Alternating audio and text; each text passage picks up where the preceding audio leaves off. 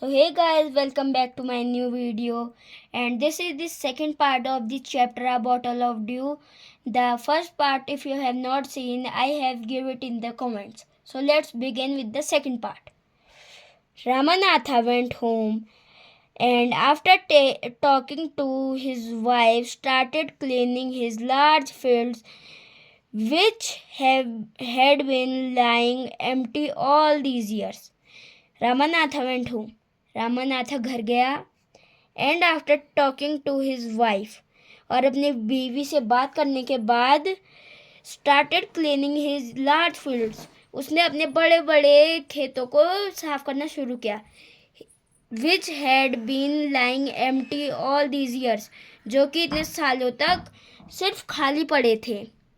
There he planted rose and rows of banana plants, और वहाँ उसने बनाना प्लांट के बहुत सारे बनाना प्लांट रोज में लगा दिए। He tended them carefully and during the winter months collected the dew that formed on them with great care. He tended, उसने उनकी देखभाल करी। लुक्ड आफ्टर यानी देखभाल, यहाँ पर साइड में आपको सारे वर्ड मीनिंग मिल जाएंगे बुक के। देम केयरफुली, उसने उनकी अच्छे से देखभाल करी। एंड ड्यूरिंग द विंटर, और सर्दियों के दिनों में months collected the dew that formed on them with great care, और सर्दियों के महीनों में उसने जो ड्यू यानी कि ओस की बूंदें उसके पत्तों पर आती थी, उसने उन्हें बहुत प्यार से एक बोतल में जमा कर लिया। His wife helped him too. उसकी बीवी ने भी उसे मदद करी।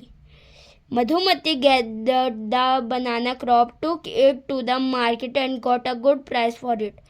अब मधुमती ने जो बनाना की फसल हुई थी उसको मार्केट ले गई यानी बाजार ले गई और फिर उसको बहुत ही अच्छे दामों में बेच दिया।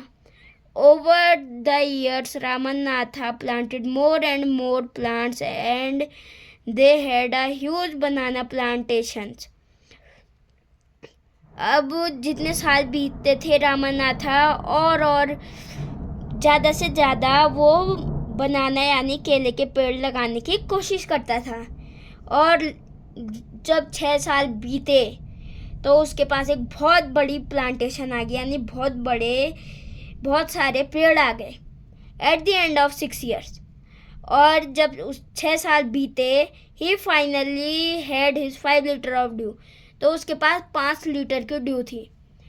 अब उसके पास 6 सालों में 5 लीटर की ड्यू थी, यानी कि 5 लीटर ओस थी। अब हम आगे पढ़ते हैं। यहाँ carefully he took the bottle to the sage, और उसने सावधानी के साथ वो बोतल उस महेर्षि को दे दी। सेज माने महेर्षि। The sage smiled and muttered something over the water, वो महेर्षि मुस्कुराया और उसने मटर्ड यानी कि spoke in a low voice, उसने धीमी सी आवाज़ में उसके ऊपर कुछ कहा। और then he returned the bottle and said try it out, फिर उसने रामानाथा को बोतल वापस दे दी और कहा कि इसे ट्राई करो। फिर Ramanatha sprinkled a few drops on a copper vessel and waited for it to turn to gold. फिर रामानाथा ने कुछ बूंदें उस पानी की कॉपर के वेसल यानी तांबे की सुराही पर डाली और वेट किया, प्रतीक्षा करी कि कब वो सोने में कन्वर्ट हो जाएगा, बदल जाएगा। टू हिज सरप्राइज, उसके अचंभे पर कुछ नहीं हुआ। Nothing happened. This is cheating, he told the sage. ये चीटिंग है, मेरे साथ धोखा हुआ है, उसने महेर्षि को कहा। I have wasted 6 precious years of my life, मैंने अपनी ज़िंदगी के 6 कीमती साल बर्बाद कर दिए। But sage Mahipati only smiled and called Madhumati to come forward, और जो महेर्षि थे वो सिर्फ मुस्कुराए और उनने कहा मधुमती को आगे आने के लिए। मधुमती एक बड़े से बॉक्स के साथ आई। When she opened it, inside shined stacks of gold coins.